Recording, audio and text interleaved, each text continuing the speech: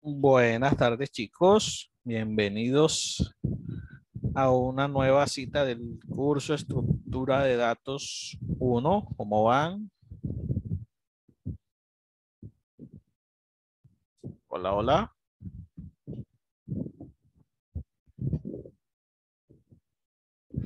Hola. ¿Alguien diga hola para saber que me están escuchando?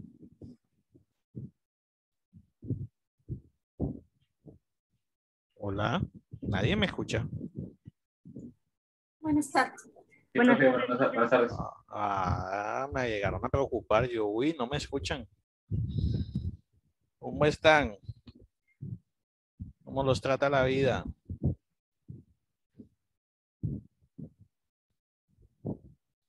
¿Por qué tan poquitos?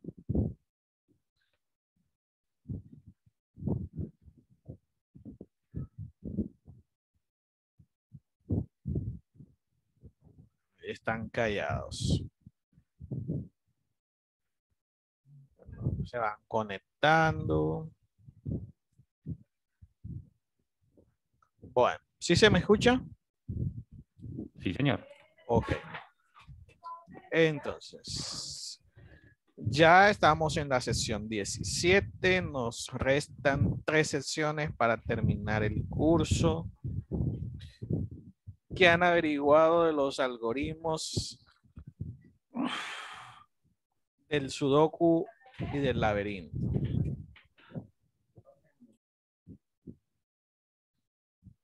Uy, está complicado. Mucho código largo, pero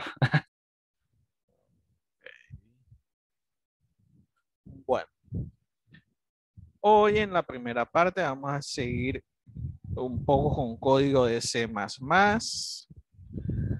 Ayer les quedé debiendo una pregunta que me hizo uno de sus compañeros de cómo recorría el vector a la inversa.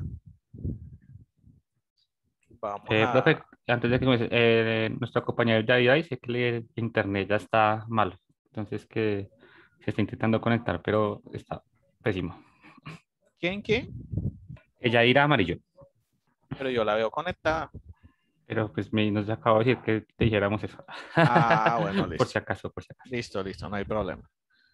Entonces les decía que les quedé debiendo ayer respuesta a una pregunta que me hizo uno de sus compañeros de que habían tenido muchas dudas en el punto 4 del taller de cómo se recorría el vector a la inversa. O sea, vamos a ver, sencillo, no nos vamos a demorar en eso.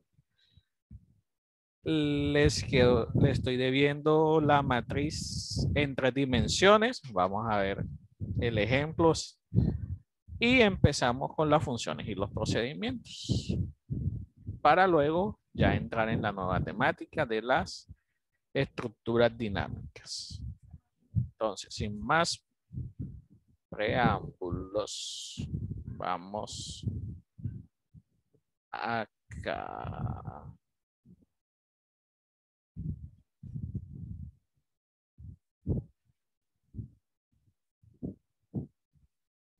Entonces, este es el que les digo que les había quedado debiendo. Esta es la manera normal como se recorre un vector, ¿cierto?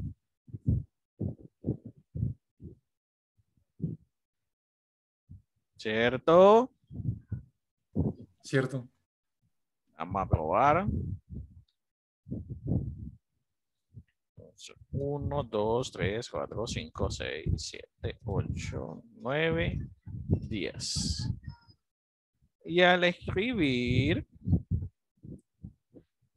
él dice, el valor en la posición 0 es tal, tal, tal, tal, tal, tal, tal. Entonces aquí va, en la posición 0 es 1, en la posición 1 es 2, tal, tal, hasta que llega a la posición 9, que es la 10.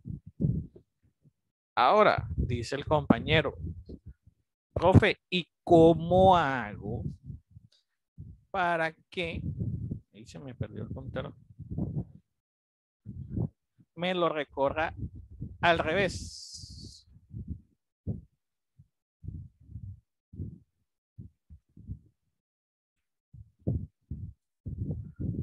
Vamos a hacer una pausa aquí. Solo para que... Y un salto de línea. Solo para que noten la diferenciación. Entonces, analicemos. El vector es de 10 elementos. Ya vimos que cuando él escribe, dice el valor en la posición 0 es tal, en la posición 1, ta, ta, ta, ta, ta, ta, ta. Y es el valor de ese índice. Si el vector es de 10 posiciones, ¿en qué posición debe iniciar? Si lo vamos a imprimir ahora al revés. Para que aquí me diga. Desde 10 a 0. Desde 10. Desde 9. Sí, sí. Desde 9. Ah, Si eso, son 10 posiciones y empiezo en 0, debo terminar en 9. ¿Hasta dónde debe llegar? Hasta que sea igual a 0, ¿no? Igual a 0. Vamos a probar qué pasa. Igual a 0. Si cuando empiezo en 0 incremento la i, si ahora empiezo en 9, ¿qué debo hacer con la i? La decrementa. Menos, falta y al menos. Probemos.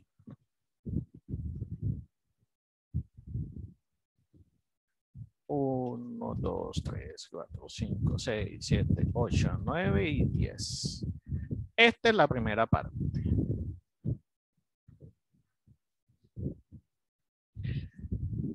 No me mostró nada.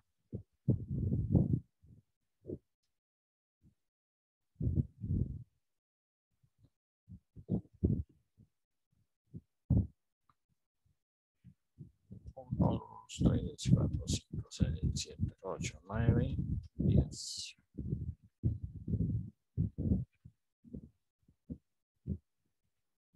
Sigue sin mostrarme nada. ¿Por qué?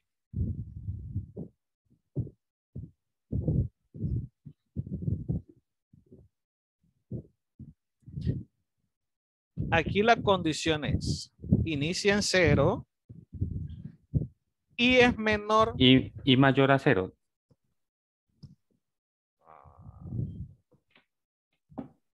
Ahora sí.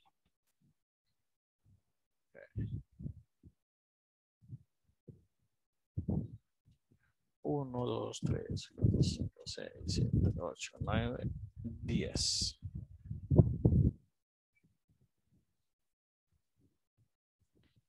Nueve, 8, 7, 6, 5, 4, 3, 2, 1. Faltó el 0. Mayor que menos 1. La condición debe ser mayor o igual a 0. Él va a empezar la posición 9. 9 es mayor o igual a 0. Es mayor. Ok. 8 es mayor o igual a 0. 7, tal. 0. 0 es mayor a 0. No. ¿Es igual a 0? Sí. Ah, ok.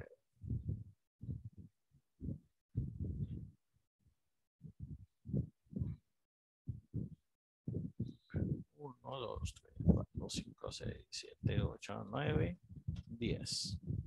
Así sería en orden ascendente y así sería en orden descendente.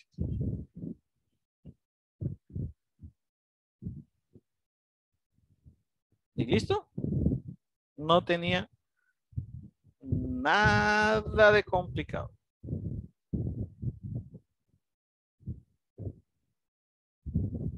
¿Listo?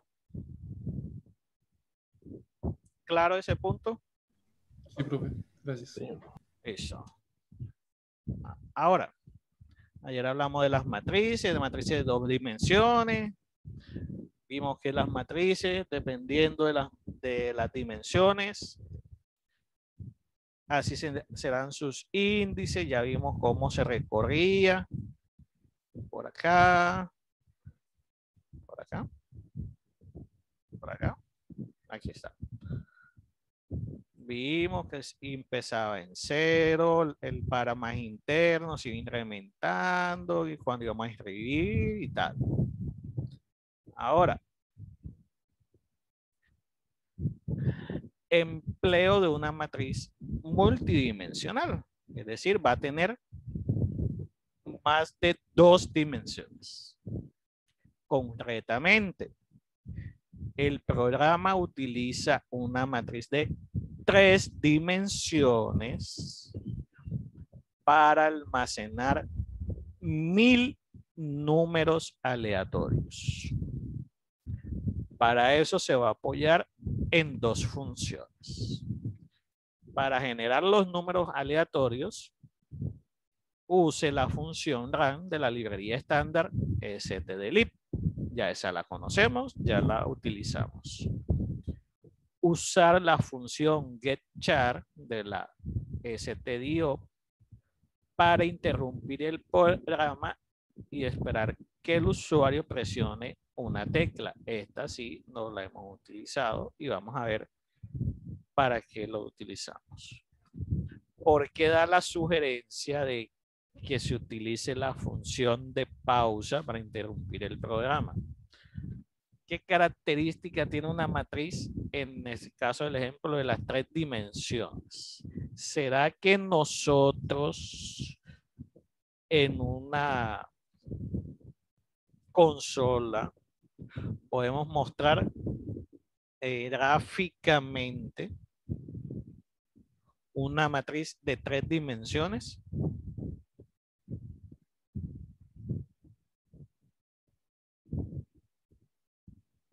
No, ¿verdad?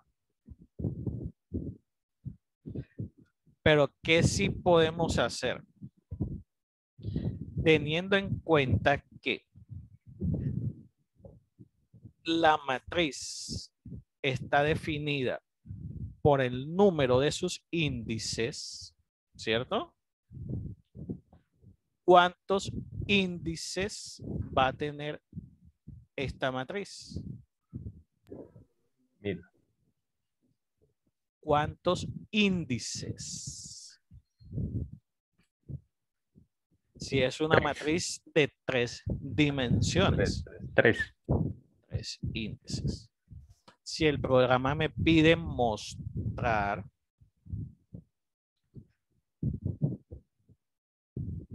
¿qué se me ocurre a mí hacer? Acá cuando yo escribía, por aquí, yo le decía números en la posición I, J, y me escribía tal, algo parecido a esto. Vamos a ejecutarlo.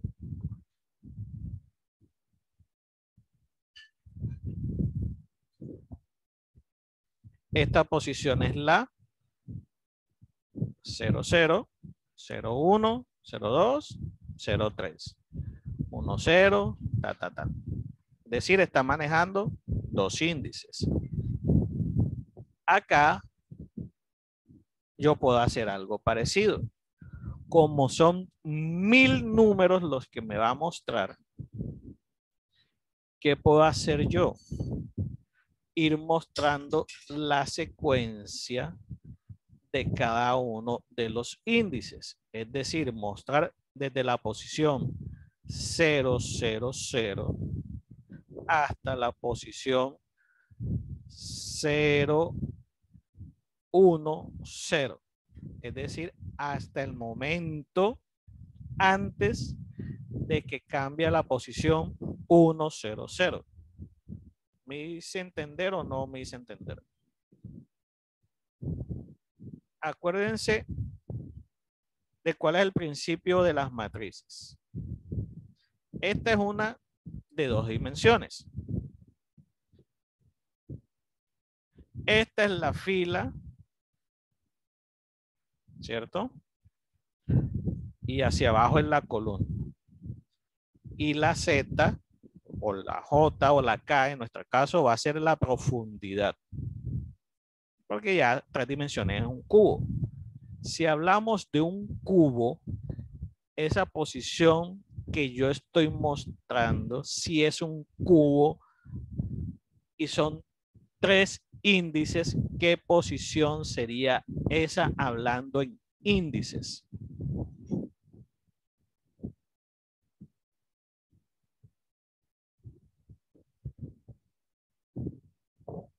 La del 3 sería 0, 0, 0. 0, 0, 0. Esta posición, ¿cuál sería? Mismo principio. 0, 1, 0. Fila 0, columna 1. 0, y en, 1. y en 0, 0, 1. profundidad.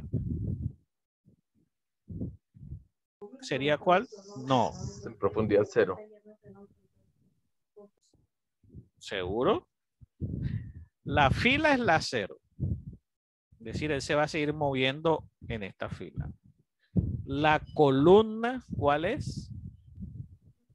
La 1. 1. Es decir, 0, 1. Y si hablamos de profundidad, si los que están en esa línea en profundidad son los ceros, Entonces 0. 0, 1, 0. 0. los que están en esta línea en profundidad, ¿cuál serían? El 3. ¿Será que yo tengo internet aquí en esta máquina virtual? No tengo claro, la verdad. Debería tener.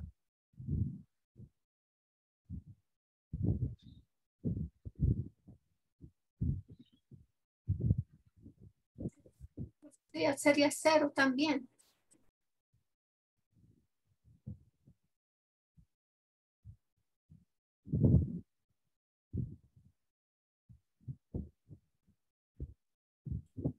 Ahí, ¿cómo avanzaría? 0, 1, 0, 0, 2, Este 0. está perfecto.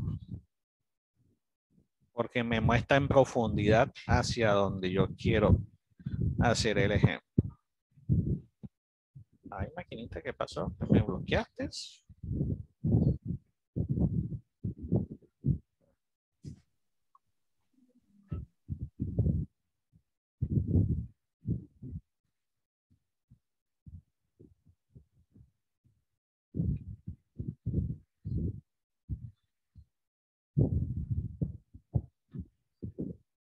La tengo, pero ojalá. Que no tiene Paint la máquina virtual.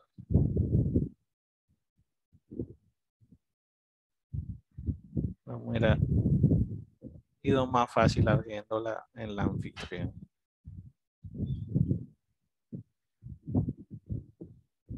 Allá ver.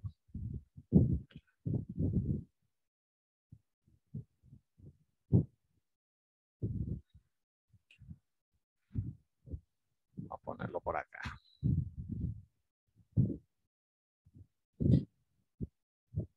La del frente sería ¿cuál? 0. 0. Fila 0, columna 0. y profundidad 0. 0 también. 0. Sería esa posición. Pues, y ahora ¿por dónde me cogió?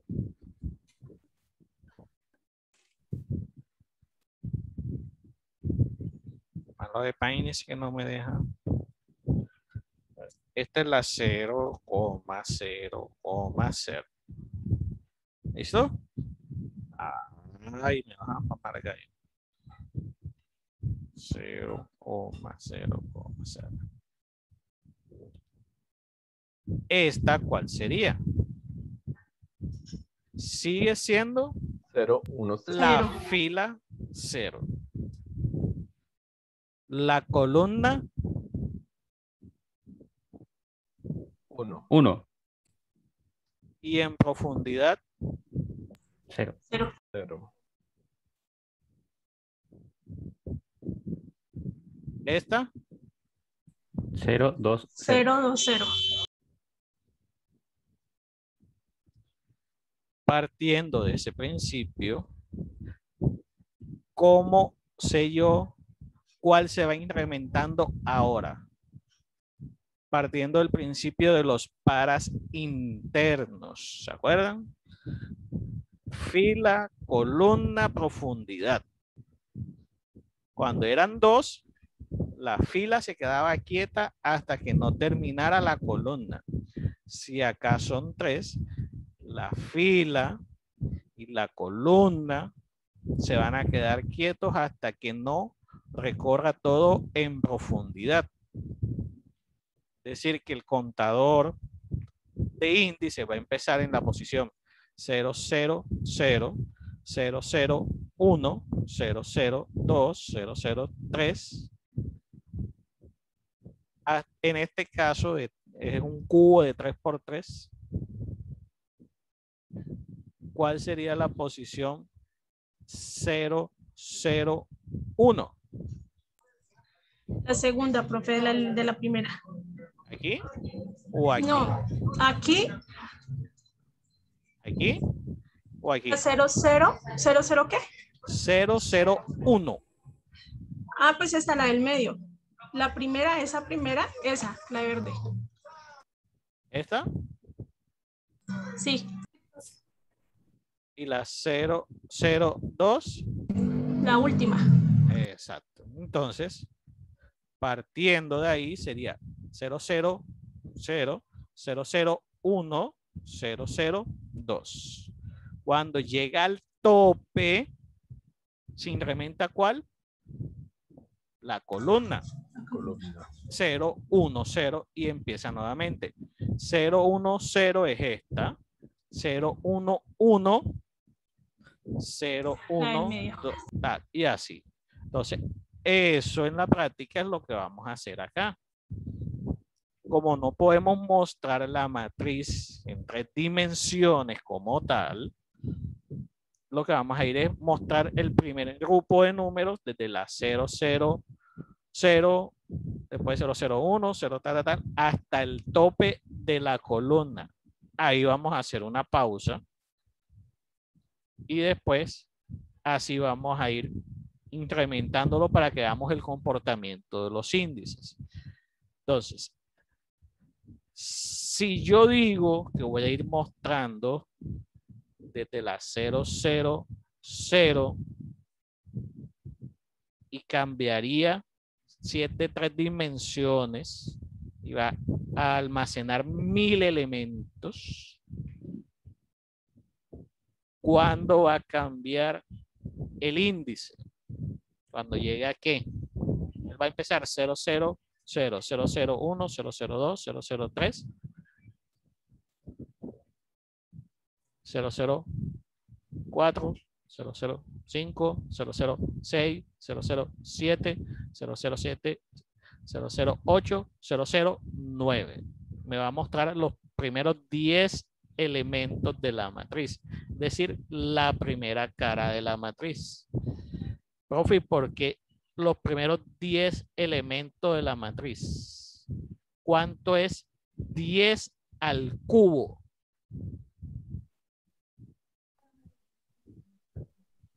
1000. 1000. ¿Y cuántos elementos va a almacenar la matriz? 1000. Por lo tanto, yo puedo ir mostrando desde la 0, 0, 0 hasta el tope de la J, de la K, perdón, porque voy a tener I, J y K. Cuando la K llegue al tope, ahí va a ser una pausa y me va a mostrar. Cuando el usuario diga Enter, que es lo que me dice aquí, va a mostrar entonces desde el 1, 0, 0 hasta y así sucesivamente y ya vamos a ver el comportamiento. Entonces, para eso vamos a definir una constante para esa dimensión, para no decir en cada uno de los ciclos hasta que I sea menor que 10, I menor que J menor que 10, K menor que 10, vamos a definirlo con otra forma de definir variables constantes, que es de esta forma. Decimos numeral, define, ahí me salió enseguida de caso. Mi variable la voy a llamar din, haciendo referencia a dimensión, y le digo que va a ser de 10. Entonces, aquí hago la declaración de mi matriz como normalmente lo hago. Profe, ¿ese din va en mayúscula? Este es el nombre de mi variable. Ok, entonces no importa. No importa. Es que mi variable se llama din en mayúscula. Entonces aquí defino, vamos a llamarla tabla random. Así se llama mi matriz. ¿Y cuántas dimensiones va a tener? 3. ¿Y de cuál va a ser la dimensión de cada uno de esos grupos de datos? Ya dije, 10 al 10 cubo es 1000. por 10 por 10. Entonces aquí no digo 10, 10, 10, sino que utilizo mi variable que definí allá como una constante. Y ya sé que eso no va a cambiar en ninguna parte del programa. Entonces ya tengo mi tabla o matriz. Ahora la voy a llenar. Entonces vamos a coger un par de estos que está por acá. Vamos a coger este. Vamos a para leer. Vamos a coger este. Entonces, dice que lo vamos a llenar con números aleatorios. Entonces, y lo inicio en 0 y menor que din, es decir, que 10 y más. J menor que 0, J menor que din. Y voy a tener una K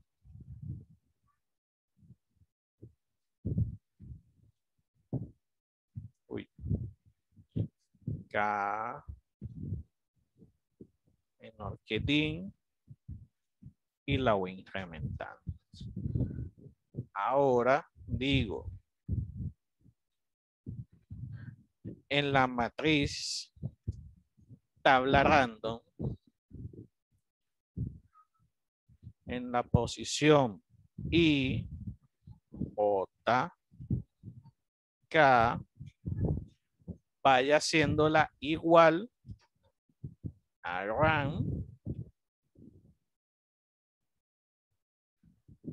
números aleatorios del 1 al 1000. Y me falta un paréntesis. Este de acá, este de acá, un paréntesis, una llave. Y ahí, así sencillo, con ese procedimiento, lleno una matriz de 3 dimensiones con 1000 elementos aleatorios.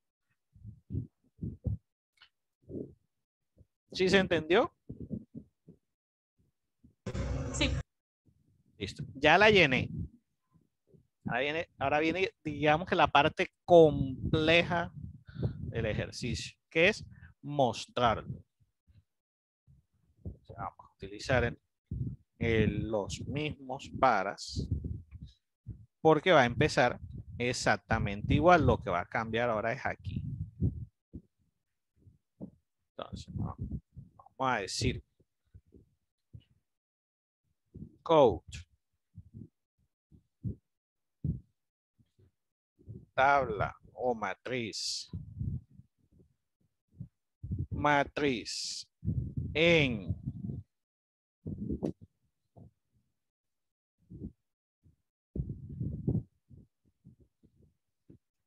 I, J,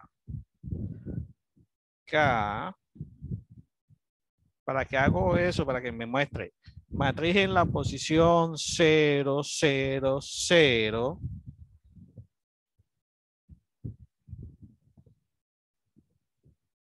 Bueno, vamos a ponerle un espacio entre cada uno para que se vea mejor. Le voy a poner 0.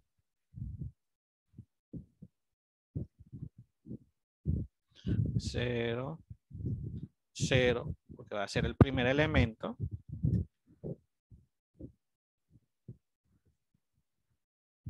Mando a escribir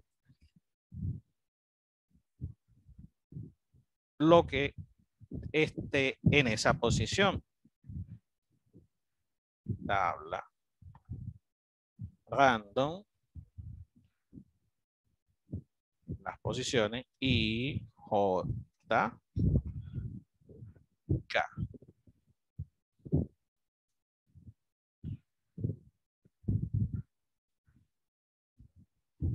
El ejercicio me dice que cada vez que el tope, es decir, él va a empezar 0, 0, 1 y este va a empezar a incrementarse. 0, 0, 0, 0, 0. 001, 002, 003, 004, 005, 006, 007, 0008, 009 y ahí cuando llega a 9 va a incrementar la J. Entonces cuando llegue a 009 debe hacer una pausa. Por lo tanto aquí después que termina este ciclo digo code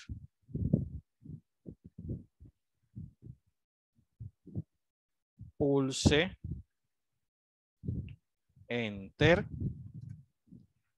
para seguir. Normalmente poníamos un system pause y salía el mensaje por defecto. Esta es una forma de nosotros, podemos decirlo de esa forma, personalizar el mensaje. Entonces él va a empezar 000, 001, 002, tal. Llegó a 9, como va a saltar de este para, primero se va a encontrar con este mensaje. Pulse una tecla para seguir. Cuando el usuario de seguir, entonces va a decir 010, 011, 012, tal. Pero si yo no borro la pantalla, me va a mostrar todo en cascada y así se va a ver feo. Entonces, cada vez que el usuario diga enter, yo hago un system select.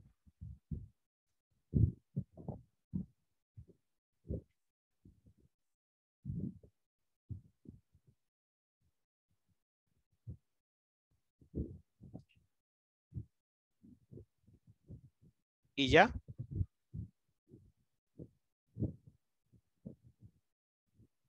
Pulse enter para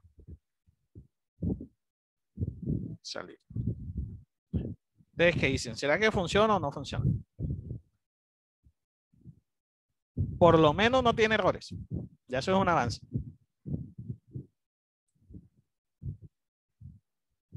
Revisemos la lógica.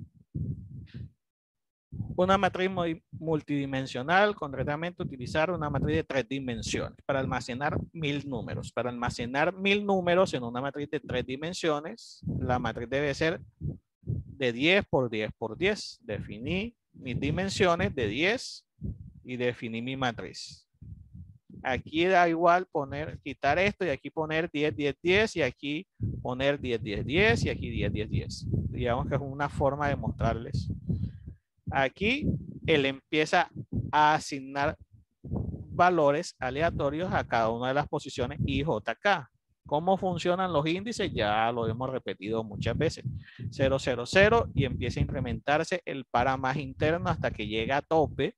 El tope es DIN, que es 10. Es decir, cuando la K llega a 10 y dice 10 es menor que 10, no, termina el tope, se va acá y continúa hasta que los tres índices llegan al tope en que son 9, 9, 9 y termina de almacenar. Acá pasa exactamente lo mismo. Vamos a ver si es verdad. Entonces, ¿qué pasó aquí? Él sí lo hizo. Pero miren cómo lo hizo.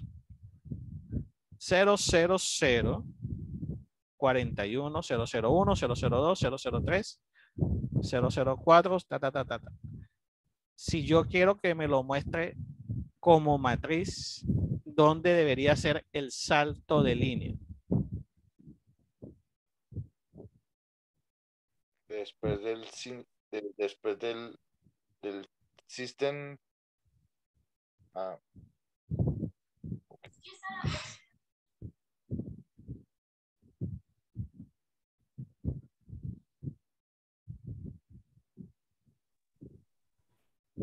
Después del tabla random en la primera parte. ¿Cómo?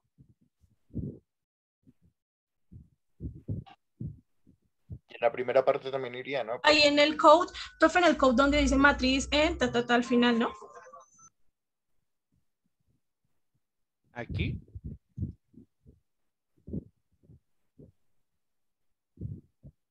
Veamos qué pasa si lo dejo ahí.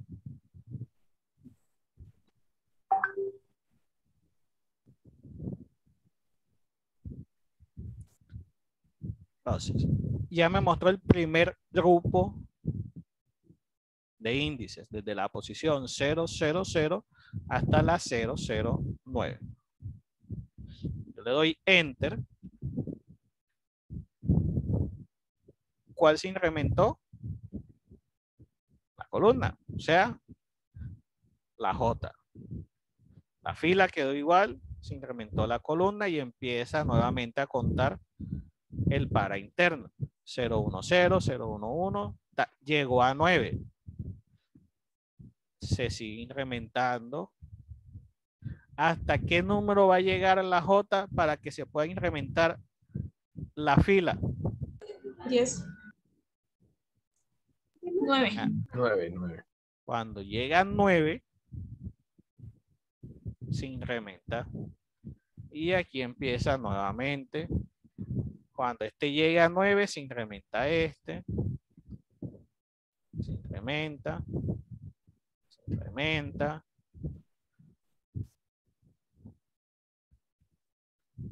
¿Cuándo se detiene? Cuando llegue a 999. Cuando llega a 999. ¿Será que ya ahí se detiene?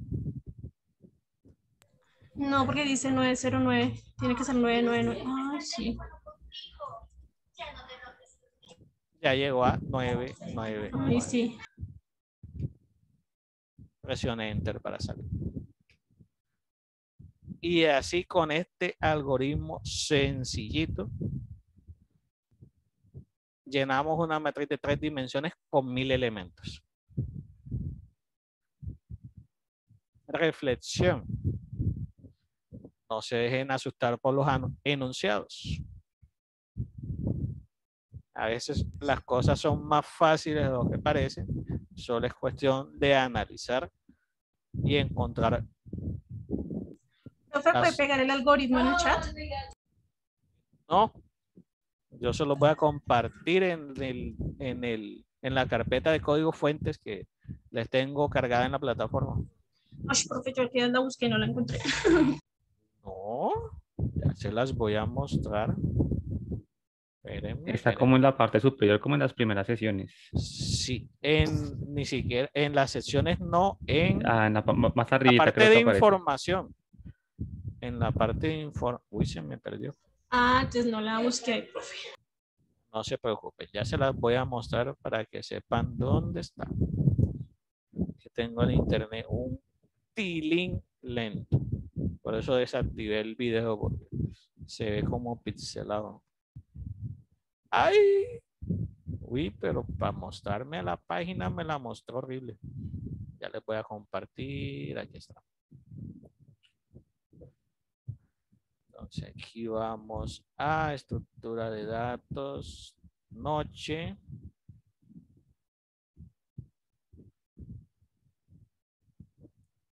Código fuentes. Ciclos repetitivos, condicionales, estructuras dinámicas. Aquí les voy a empezar a subir los códigos de colas, pilas y tal. Estructuras estáticas, cadenas de caracteres, matrices. Aún no les he subido nada, lo voy a subir hoy. Vectores. Una solución o posible solución al parcial. Programación secuencial, área del círculo, del cuadrado, del triángulo, la mundo, interacción, triángulo de Pitágoras, ventas. Ahí tienen varios códigos ahí para. Gracias, profe. Entonces aquí en el apartado de matrices, les voy a subir varias cositas ahí para que las tengan, las analicen y las trabajen. Y volvamos acá. Entonces, con esto cerramos el tema de matrices y vamos a empezar con las funciones y los procedimientos. Entonces, decíamos que para las funciones necesitábamos definir parámetros, pasarlos por referencia y para los procedimientos no necesitábamos nada de eso, pero bueno, ya esa es la teoría complicada. Decíamos, si nosotros queríamos utilizar un procedimiento después del main, yo tenía que declararlo. Si yo le decía, al principio se dice void, por ejemplo, función o procedimiento 1. Y se acuerdan que había otro que decía void F2 y aquí dentro decía void otra vez. Yo les dije, no hay ninguna diferencia. Desde la función principal, que es el main, llamo a mis dos funciones. ¿Cómo se llaman? F1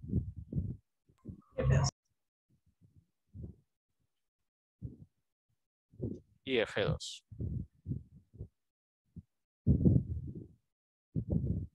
¿Y qué hacen esas funciones? A eso lo desarrollo acá abajo.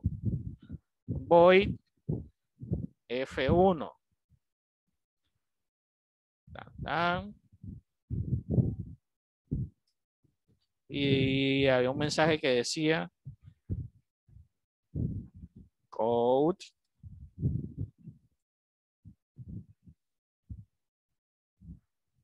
función sin argumentos y un salto de línea. Vamos a ver.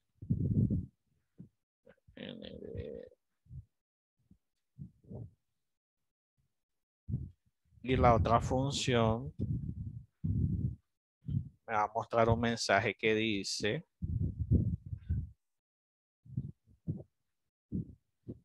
esta es otra función sin argumentos.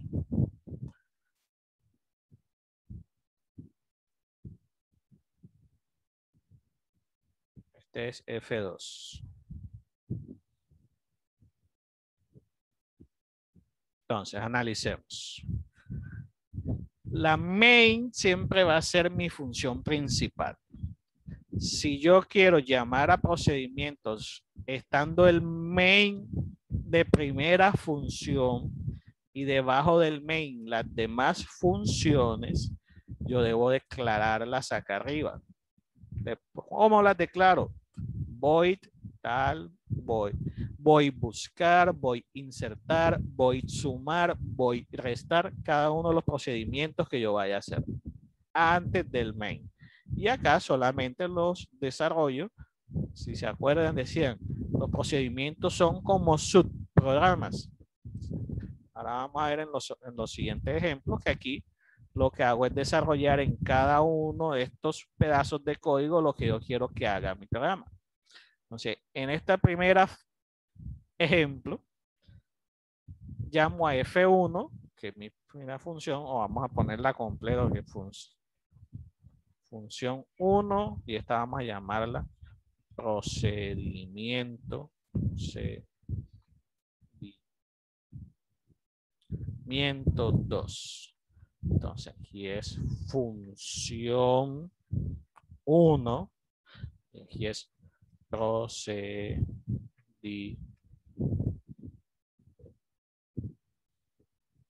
2. Para que vean que tengo que ponerlo exactamente como los declaré arriba, o si no, no me van a funcionar.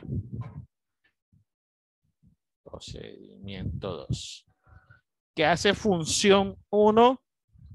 Muestro un mensaje que dice función sin argumentos. ¿Qué hace procedimiento 2? Esta es otra función sin argumentos. No tiene errores. Yo compilo. ¿Qué pasó? Ahí tengo. Bueno, vamos a copiarme de acá. Ahí ya la tengo. Voy a empezar a utilizar esto.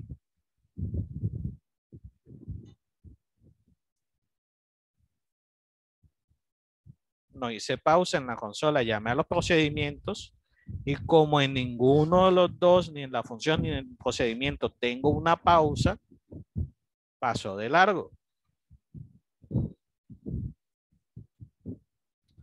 Ahora está aquí. Función sin argumentos, que sería la función 1. Y el procedimiento 2, esta es otra función sin argumentos. Profe, ¿qué pasa si yo quiero hacer una pausa en la función 1? ¿Qué va a pasar? Estos son códigos independientes, por lo tanto, si yo aquí hago una pausa, él al ejecutar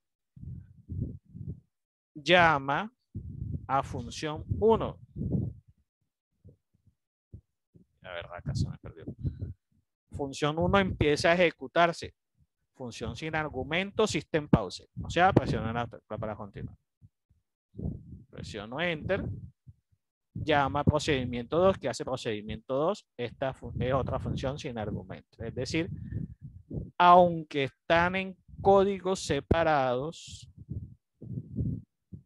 él va a ir ejecutando línea a línea, pasando por las diferentes funciones o procedimientos. Vamos a hacer algo un poco más completo. Vamos a calcular la mitad de un número a través de una función.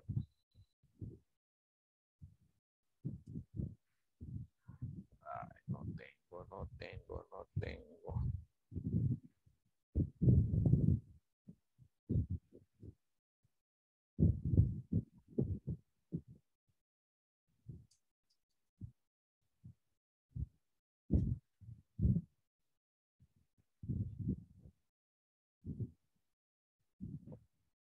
Listo. Entonces decíamos que si la quiero utilizar después del main, tengo que declararla, pero si no, yo la puedo declarar enseguida antes del main y no tengo que hacer ninguna declaración. O sea, para calcular la mitad de un número que necesito,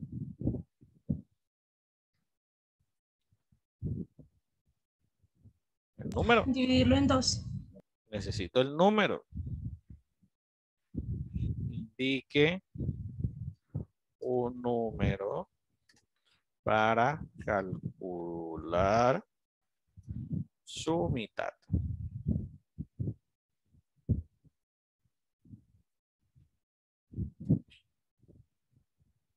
Entonces, ojo a esto, que es la diferencia entre variables locales y globales.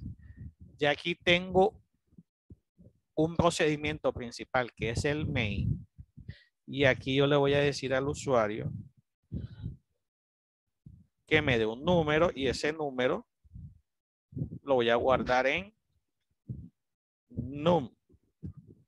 Como ese num yo lo voy a utilizar en cualquier parte del programa, no lo puedo declarar dentro de la función principal, sino que la declaro afuera de todo.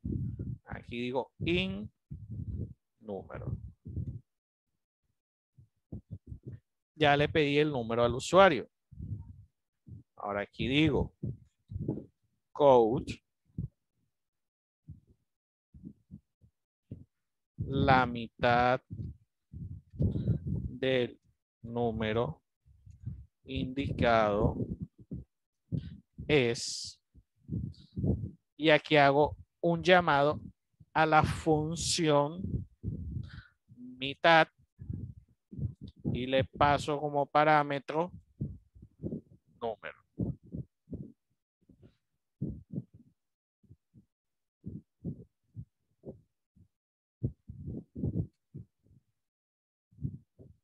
Entonces aquí,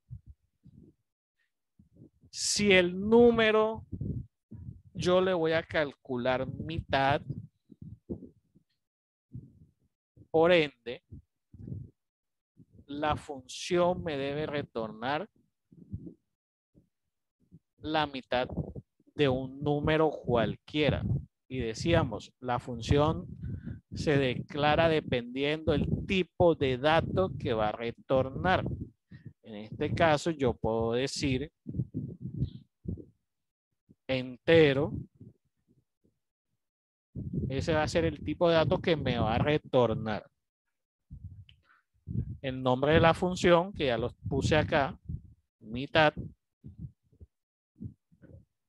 ¿Cuántos números se está recibiendo como parámetro? ¿Cuántos números le mandé yo aquí?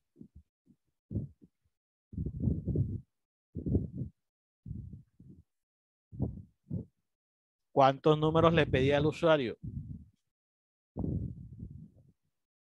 2. ¿Ah? 1, 1, 1. Un número. O sea que la función va a recibir un número como parámetro, que es lo que yo le dije aquí. Mitad, el número que el usuario me da. Por lo tanto, la función va a utilizar un solo parámetro. Y a ese número que recibe como parámetro, le va a calcular la mitad o va a retornar la mitad. Entonces aquí sería return la mitad del número que te pasaron por parámetro.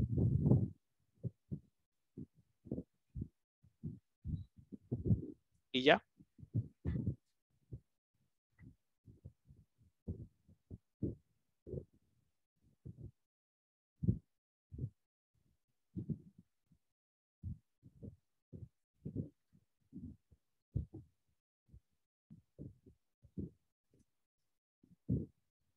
Entonces, ¿qué hace aquí? Le pide un número al usuario. Lo guardé en la variable global num. Acá miren que no está declarada ni dentro de la función ni dentro del procedimiento principal. Está fuera de todos los procedimientos y funciones. Por lo tanto, es una variable que puedo utilizar en cualquier parte del programa. Yo voy a calcular la mitad de un solo número. Por lo tanto, a la función a la que llamé mitad, le va a llegar un solo número como parámetro. Y a ese número lo voy a calcular la mitad. Vamos a ver si tiene errores. No tiene errores. Indique un número para calcular su mitad. 8. Pasó de largo. Ya eso me ha pasado antes. No me toma la getChar. Por eso es que no la quería utilizar porque a veces falla. ¿Por qué? No sé. System. Vamos a la vieja confiable. El System pausa siempre hace la pausa. Indique un número para calcular su mitad. 8. La mitad del número indicado es 4. ¿Preguntas hasta este punto?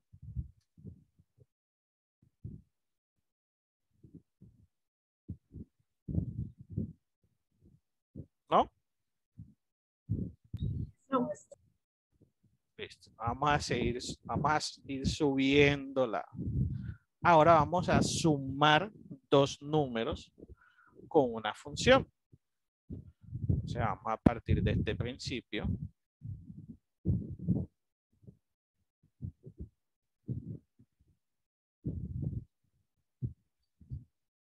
Indique dos números para calcular su suma.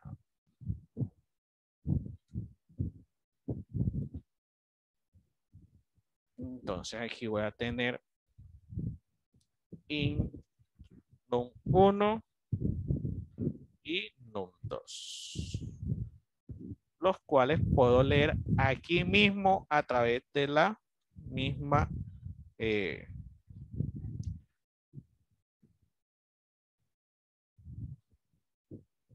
¿qué hace esto? Hace una pequeña intermitencia, por decirlo así, en el mensaje. Indique dos números para calcular su suma. Cuando el usuario ponga el 1, hace una pequeña pausa para que indique el segundo número. Y así va a tomar los dos números. Ya vamos a ver. Para evitar poner dos mensajes. Indique el primer número, indique el segundo número. Esta es otra forma de hacerlo. Entonces, la suma de los números indicados es, entonces aquí ya no sería mitad, sino que sería suma. Acuérdense lo que yo dije. ¿Qué dije yo en referencia a las funciones?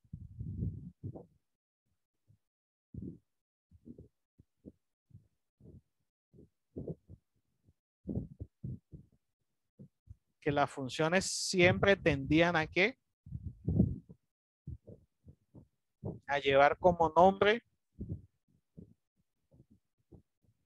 la operación que ejecutan. Aquí estamos haciendo una función para sumar dos números. Entonces, aquí vamos a hacerlo de otra forma para que veamos. Ya vimos que lo podemos llamar directamente. Vamos a tener acá una variable suma.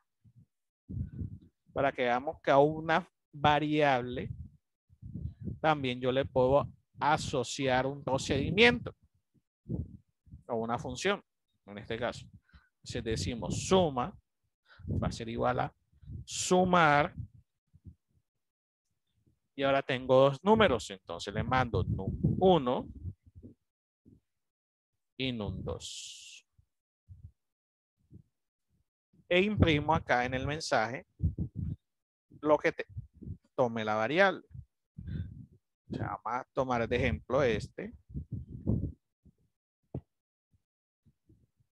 ¿Cómo se llama mi función? Sumar. Sumar. ¿Cuántos números recibe como parámetro? 2. Entonces digo in A, in B. ¿Y que voy a retornar? La suma.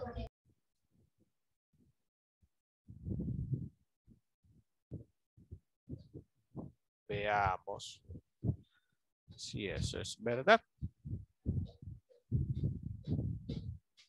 No hay errores.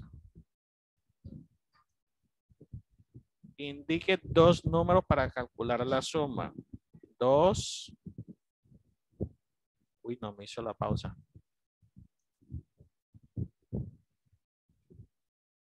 Sin, no, 1, no 2, no 2, Ah, perdón. No es con coma. Es como una especie de concatenación. Ah, perdón. Una concatenación de sin. Entonces ahora sí. Digamos 2, 4. La suma de los dos números indicados es 6. Hasta aquí, ¿cómo vamos? Bien, profe. Listo. Ahora, esto es función. Ahora, procedimiento para que veamos la diferencia. Para calcular la mitad de un número. Sabemos que en función tenía que pasarle parámetros, entonces aquí es parecido. Indique un número para calcular su mitad. Aquí en procedimiento es así de sencillo. Mitad.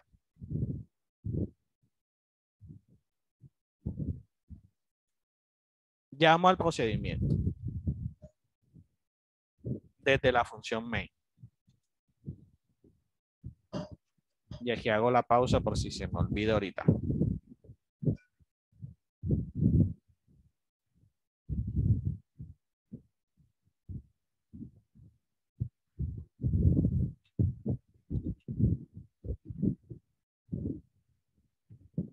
Y en void, mitad, sin pasar parámetros, sin nada, hago exactamente, bueno, exactamente no, pero hago esto que está aquí.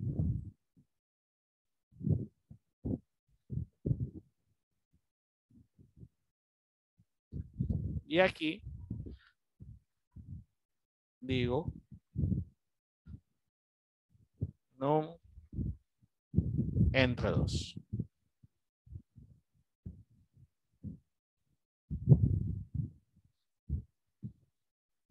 ¿Cuál les parece más sencillo?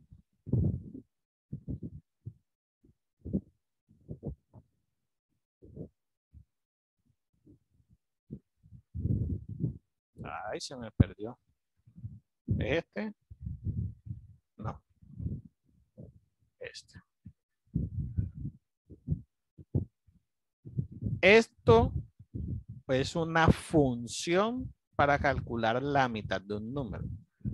En el procedimiento principal, le pido al usuario el número, mando el mensaje con el que le voy a decir el resultado de esa función, porque la función solamente devuelve un único valor.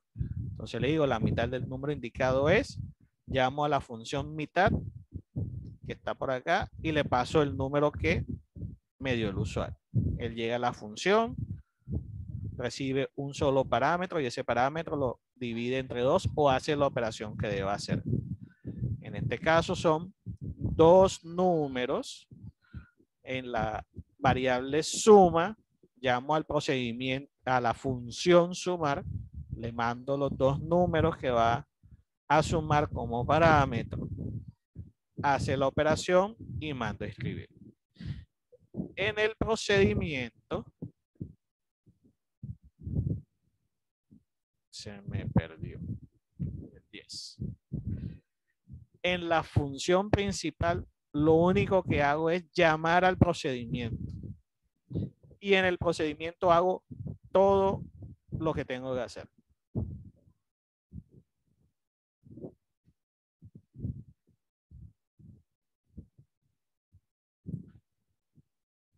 Entonces, volvemos al mismo punto. None lo puedo declarar dentro del procedimiento, pero únicamente va a ser válido para el procedimiento. Si yo quiero utilizar la variable en cualquier lugar, lo declaro fuera de todo.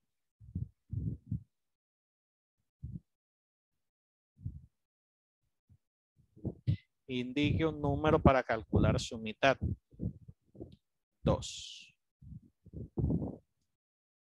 La mitad del número indicado es 1. Entonces, miren. La mitad del número indicado está en el procedimiento. Y la pausa está en el procedimiento principal. O sea, aquí va la otra característica que yo les mencioné en la teoría. Cuando se ejecuta un procedimiento, él ejecuta todas sus funciones y le devuelve el control a la función principal o procedimiento principal. Aquí, ¿qué hizo? Él siempre empieza por el main. Llamó al procedimiento que se llama mitad. Listo. Se fue para mitad. Mitad sacó el mensaje, indica un número para calcular su mitad. El usuario dijo el número y escribió la mitad del número indicado es. Y hizo la operación.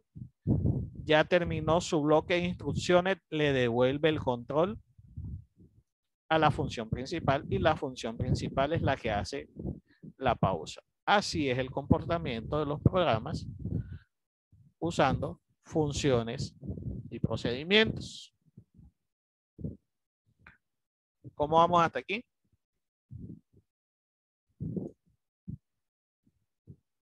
Bien, profe. Ahora vamos a ver una combinación de los dos. ¿Se acuerdan que yo les dije? Desde el main se puede llamar a cualquier función y procedimiento. Desde un procedimiento se puede llamar a otro procedimiento o a una función. Pero desde la función no se puede llamar a nadie. La función solamente se puede llamar a ella misma cuando es una función recursiva, pero desde una función no se puede llamar a otra función externa o a un procedimiento. Uy, profe, ahora sí me enredó. Hemos hecho dos operaciones. Calcular la mitad de un número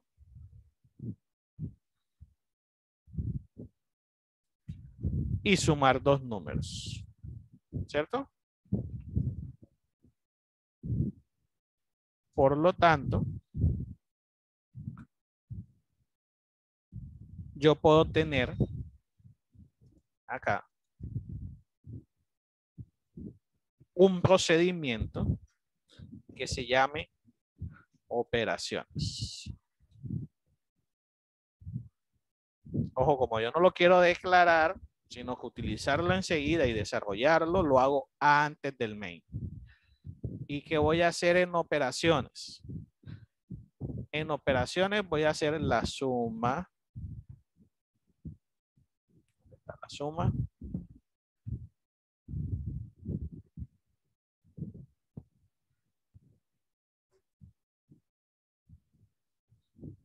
Le voy a decir al usuario, indique dos números para calcular su suma, 1, 2, y suma va a ser igual a 1 más 2.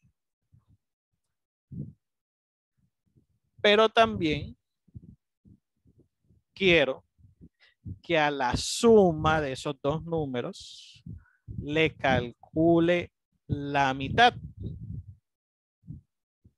Entonces me voy a la función. ¿Cuál era la función de mitad? Entonces tomo de aquí. La mitad del número indicado es. ¿Dónde tengo almacenado el número? En suma. Si digo la mitad del número de la mitad de los números suma 2 es mitad y le paso suma. Entonces acá lo que hago es copiar exactamente igual la función mitad.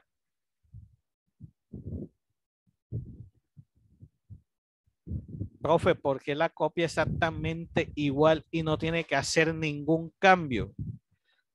¿Quién me dice por qué?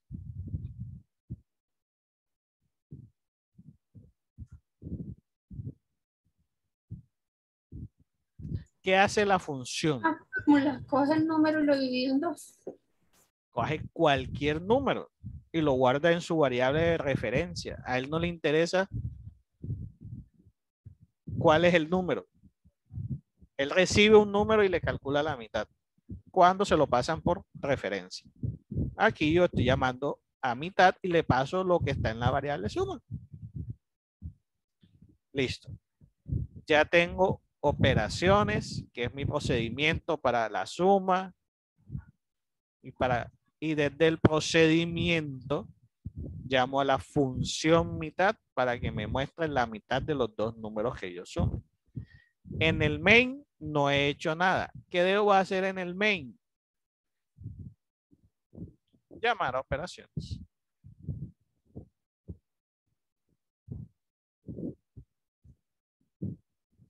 Y hacer la pausa. Profe, si yo quiero hacer la pausa acá, es indiferente.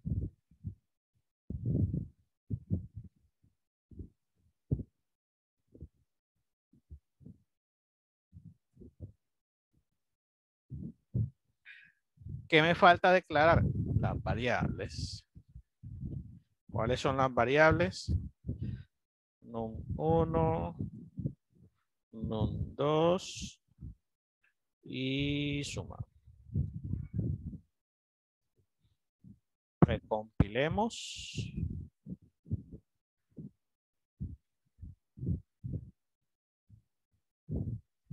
Fíjense, en el main lo único que hice fue llamar a operaciones y enseguida él indique dos números para calcular su suma.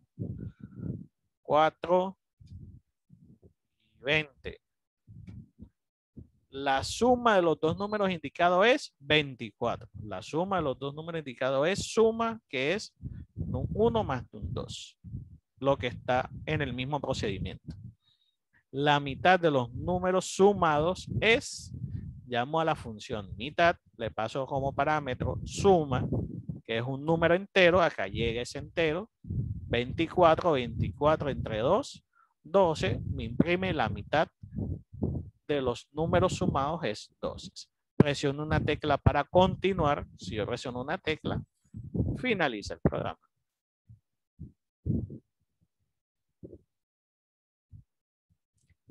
¿Clara la diferencia entre una función y un procedimiento?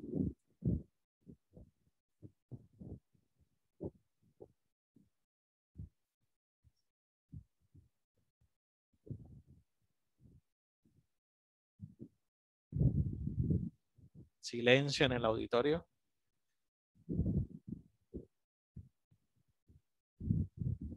Pregunten, pregunten, pregunten si de pronto tienen alguna cosita por ahí.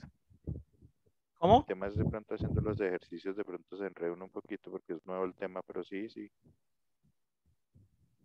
Ahí la cogemos.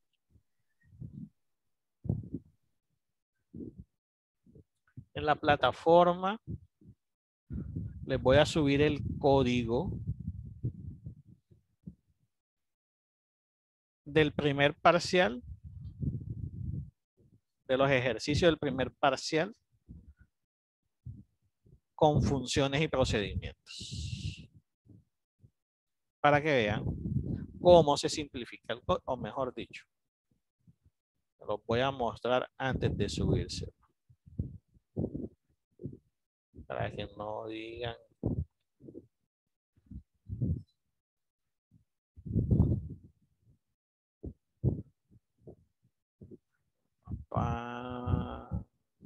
Ejercicios, funciones y procedimientos. ¿Dónde está? Aquí está. Parcial, parcial, parcial, parcial, menos parcial. ¿Qué se me hizo?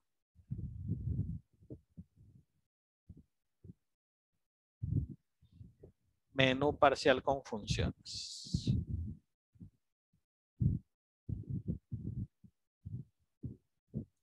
Entonces, en el parcial que les pedía yo, podríamos decir que eran 4 programas diferentes. Uno que contaba dinero, entonces aquí hay un procedimiento que se llama cuenta dinero. Uno que contaba los números impares, hay un procedimiento que se llama cuenta impares. Y un procedimiento que preguntando el día o el mes, bueno, siendo el mes, debía decir cuántos días tenía ese mes. Entonces, fíjense, las variables de cuenta dinero, que serían las monedas de 50, 100, 200, 500 y 1000, yo las declaro antes de todo. Miren que aquí está la función principal. Aquí está la función principal. Y antes de todo, las variables que yo voy a utilizar en el programa, en mi solución, para que no tener problema de que no las inicialicé, que no. Yo tengo que analizar cuáles son las variables que voy a utilizar y declararlas. Entonces yo aquí las tengo. Las monedas, los billetes, la variable para el menú, la constante para la variable de dólar con su valor respectivo, mi cuenta monedas y mi cuenta billetes. ¿Qué tengo en el main? El menú. Menú de opciones, opción 1, contar billetes, opción 2, contar impares, opción 3, mes, número de días, opción 4, salir. Y leo opción. Este respuesta es cuando le pregunto al usuario, ¿desea saber el valor en pesos? Acá. Opción. ¿Y qué hago en cada uno de los casos? Llamar a cada uno de los procedimientos. Si ven cómo se simplifica el código con los procedimientos, en el parcial hubo gente, que yo lo voy a decir con estas palabras y me perdonarán si de pronto soy un poco fuerte al decirlo, pero fueron tan descarados que me presentaron esto en el parcial. Sin yo haber dado funciones y procedimientos, me presentaron esto.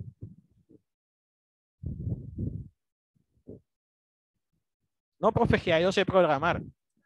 Ah, sí, será. Si ustedes como profesores, siendo sinceros y poniéndose la mano en el cocoro, en el corazón, ustedes le piden a un estudiante que haga un código que haga esto. Y sin haber explicado el tema, se los monta con esto, viendo la complejidad que tiene, las funciones y los procedimientos. ¿Qué hubieran hecho ustedes como profesores? Sinceros. Claro, profe. Yo lo rajo, profe. Le pregunto, profe. Y bajarle la nota, claro, profe. No, profe, porque es que si, digamos, alguien sabe, o sea, lo que su merced dice, si alguien sabe programar, pues le pregunta, o sea, ¿para qué sirve? O sea, ¿qué significa cada cosa, no? Sí, pero volvemos al mismo punto que yo les he dicho desde hace rato. No, profe, eso los raja porque nos ha explicado eso, cómo van a hacer, no siguen las instrucciones que usted dio. Eso, yo siempre Eso, les Leonardo, pongo eso, Leonardo. el letrero. Capacidad para seguir instrucciones. ¿Cómo van a utilizar funciones y procedimientos si yo no he dado eso? O son muy duros y ya saben, o la que yo me inclino, sinceramente, copiaron y pegaron el código. Porque este código está en internet.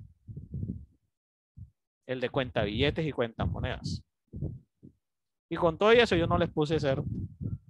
Para que vean lo buena papa que soy yo. Porque me dio cosa ponerle 0. Y dije, no, hombre, no. Me dio fue como rabiecita, pero dije, no, no les voy a poner 0 porque no, tampoco la idea es. Pero Profe, pero de igual forma ese código no fue el que su merced nos pidió, ¿no?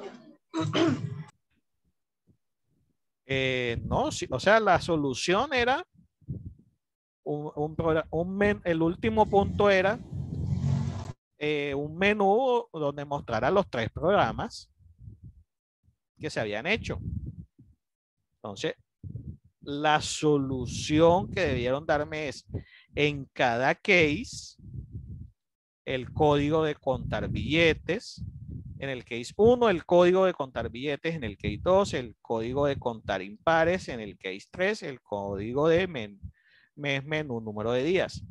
No, me pusieron procedimiento cuenta billetes y acá abajo el procedimiento con todo lo que hace cuenta billetes. Y yo, ve, tan pilos, ya saben utilizar funciones y procedimientos y yo ni siquiera he dado el tema, ¿ve? Entonces, lo que les dije, si se van a copiar, por lo menos sépanse copiar. Entonces, este se los voy a compartir.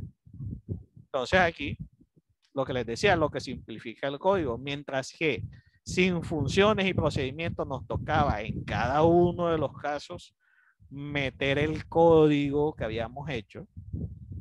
Acá se simplifica porque acá nada más es llamar al procedimiento y acá sí hace todo lo que debe hacer el programa. Vamos a ver qué hace, si todavía funciona.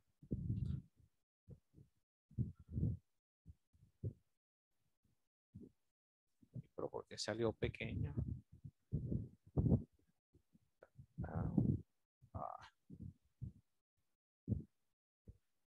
Lo puso fue más pequeño, mucha pelota.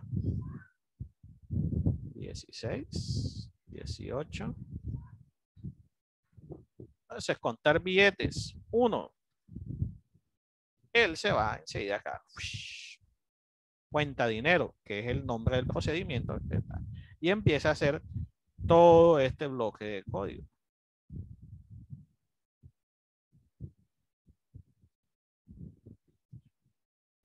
Monedas de 100.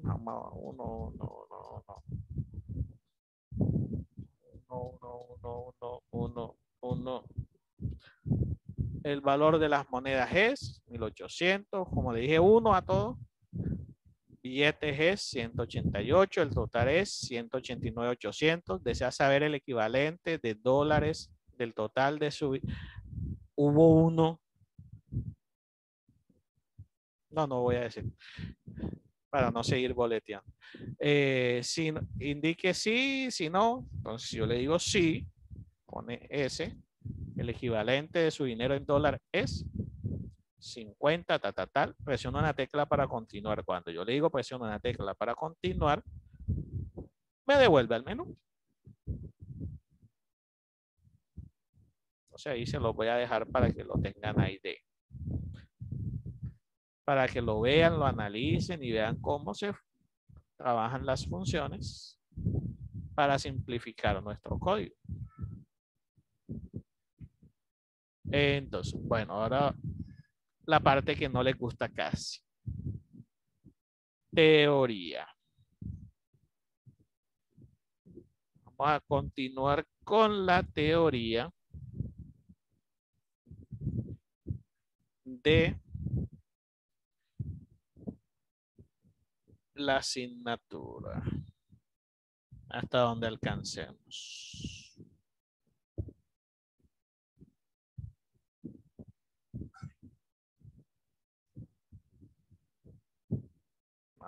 Ay, ¿por qué?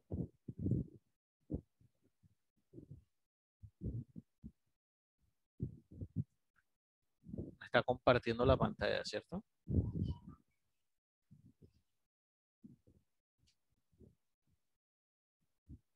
Compartir. compartir. Ahora sí. Entonces vamos a ver en estos 20 minutos si alcanzamos. Ya vimos que en las estructuras estáticas manejábamos índices o podíamos manejar índices porque conocíamos cuántos elementos tenía la estructura. Vimos la matriz de 1000 elementos, vimos los vectores de 10 elementos, las cadenas. Tal. En las estructuras dinámicas lineales de datos, profe, ¿y por qué lineales? Porque en estructura de datos 2 van a haber estructuras dinámicas no lineales, es decir, los árboles y los grafos. Acá van a empezar con las listas, las pilas y las colas. Entonces, en las estructuras dinámicas y lineales de datos, no sabemos cuál es el tamaño de la estructura. Todo lo trabajamos en memoria según la necesidad. Entonces, características. La ventaja, porque esto es una ventaja, de las estructuras dinámicas de datos son: no hay que definir el tamaño antes de usarla. Entonces, si se acuerdan, con los vectores, con las matrices, teníamos que saber de cuánto era el tamaño de la matriz para poder usarla, de cuánto era el tamaño del vector para poder usarlo. Acá no hay que definir el tamaño, sino que la vamos utilizando según lo que necesitamos. Es decir, podemos ir almacenando información en lo que dura la ejecución del programa y él va a seguir almacenando.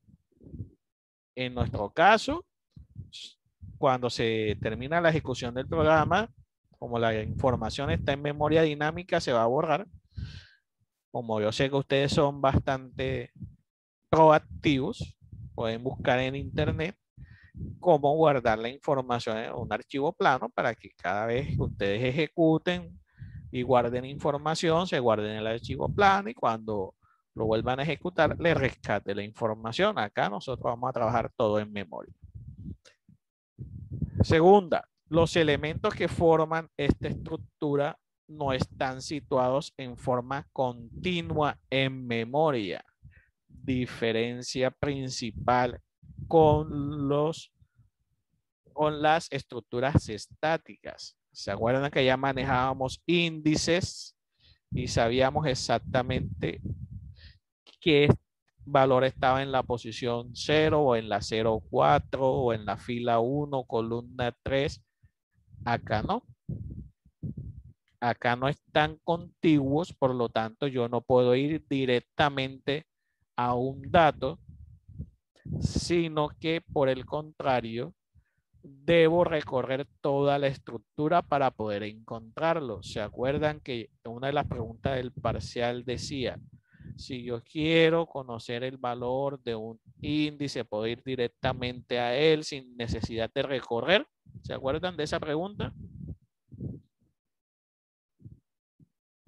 Acá, para yo buscar un dato, sí o sí tengo que recorrer la estructura. O puedo ir directamente a él. Entonces, ¿eso cómo lo hacemos? Mediante campos de enlace que vamos a conocer más adelante como punteros. Porque cada uno de esos nodos, así se va a llamar el campo que va a contener la información, se va a llamar nodo. Va a tener dos cositas, un campo para almacenar la información y un campo que apunta hacia el siguiente campo de información, pero vamos por partes. Entonces, las estructuras dinámicas pueden ser lineales, son las que vamos a estudiar acá en estructura de datos 1, las listas enlazadas, las pilas y las colas, que son tipos de listas. En esencia son listas, sino con unas características particulares, pero en esencia son unas listas, es decir, unas estructuras lineales.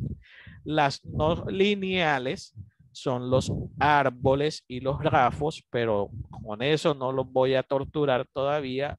Ya llegará su momento en la estructura de datos 2. Pero entonces las lineales son las listas. Listas simples y listas enlazadas. Las no lineales, grafos y árboles.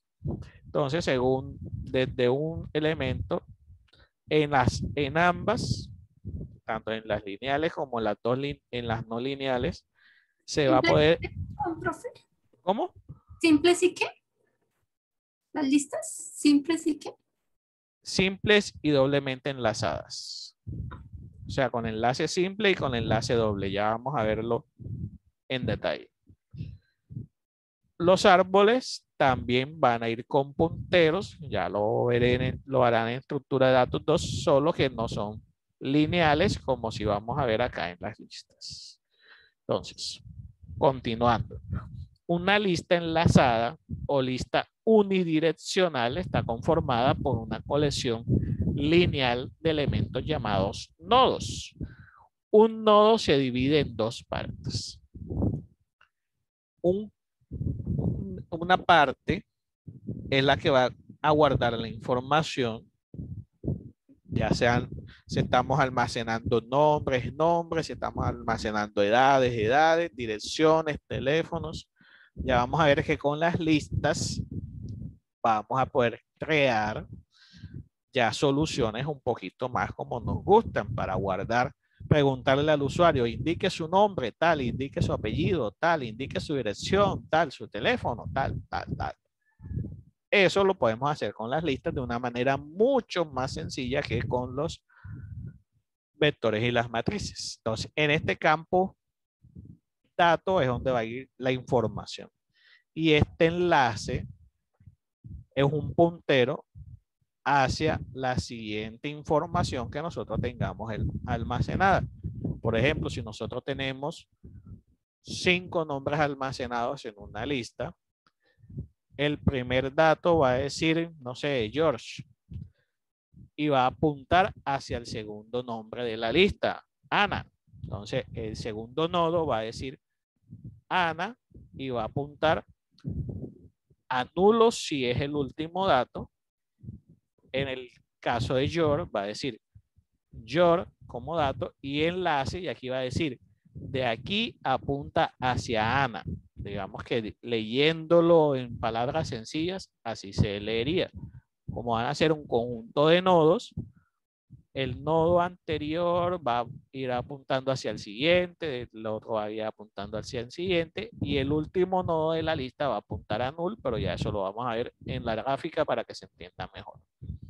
Entonces, este campo puntero, ¿qué característica tiene? Un puntero es una variable que contiene una dirección en memoria, porque acá todo se almacena en memoria. Indica en qué parte de la memoria está almacenado ese elemento, al que llamamos apuntado. Desde un punto de vista, un índice indirectamente también es un puntero, porque indirectamente indica la posición en el arreglo cuando hablamos de vectores y matrices. Allá podríamos decir que podíamos apuntar directamente a un dato porque conocíamos el índice. Entonces, digamos que haciendo ese símil, los índices eran los punteros en el caso de los vectores y las matrices. Acá los índices ya no son índices, sino punteros que almacenan la posición en memoria en la que está almacenada la información.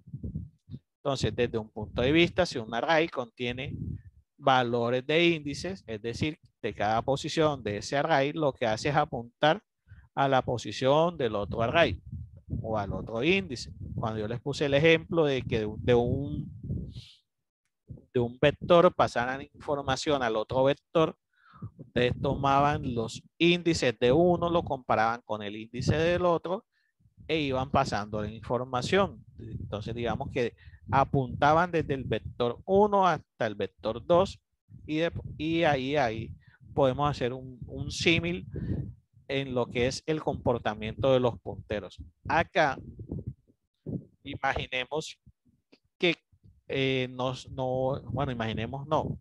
no van a ser el vector 1 apuntando al vector 2, sino que va a ser el nodo 1 apuntando al número 2. Entonces el nodo 1 va a guardar la información de la posición donde está el nodo número 2.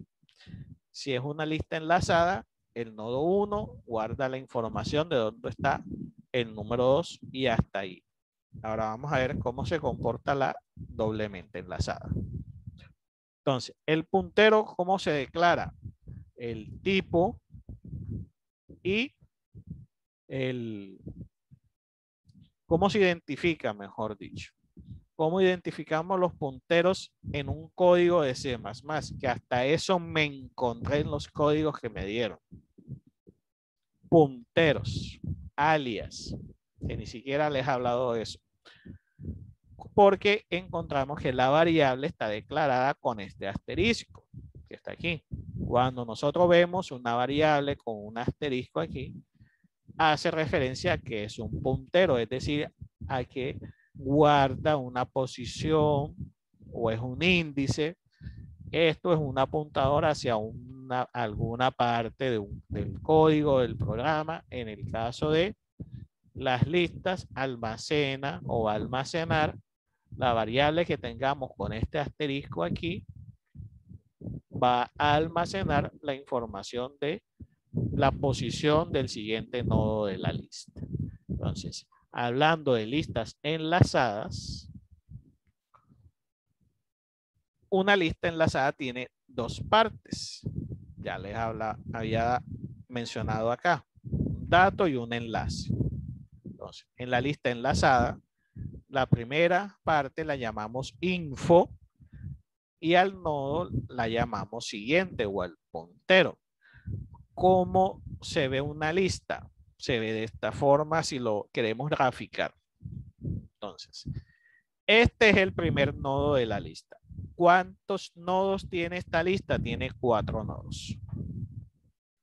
Este campo que está aquí es donde va a estar guardada la información. Entonces, aquí se guarda información, aquí se guarda información, aquí se guarda información, aquí se guarda información. Este cuadrito más pequeño es lo que nosotros vamos a llamar puntero. Entonces, en el nodo número 1, él va a apuntar hacia el número nodo. En este caso son 4 nodos. El nodo 1 va a apuntar al número 2. El nodo 2 va a apuntar al nodo 3. El nodo 3 va a apuntar al nodo 4. Y el nodo 4, como es el último nodo de la lista, va a apuntar hacia nulo. ¿Por qué? Porque es el último nodo de la lista. Repito, en el ejemplo hay 4 nodos. Digamos que tenemos almacenado 4 nombres en la lista. Nombre 1, nombre 2, nombre 3, nombre 4. En este campo de aquí se almacena la información y los apuntadores, ¿cómo trabajan? En el primer nodo apunta al segundo nodo. En el segundo nodo apunta al tercer nodo. En el tercer nodo apunta al cuarto nodo. Y el último nodo apunta a null. ¿Cómo vamos hasta aquí? Hasta esta parte.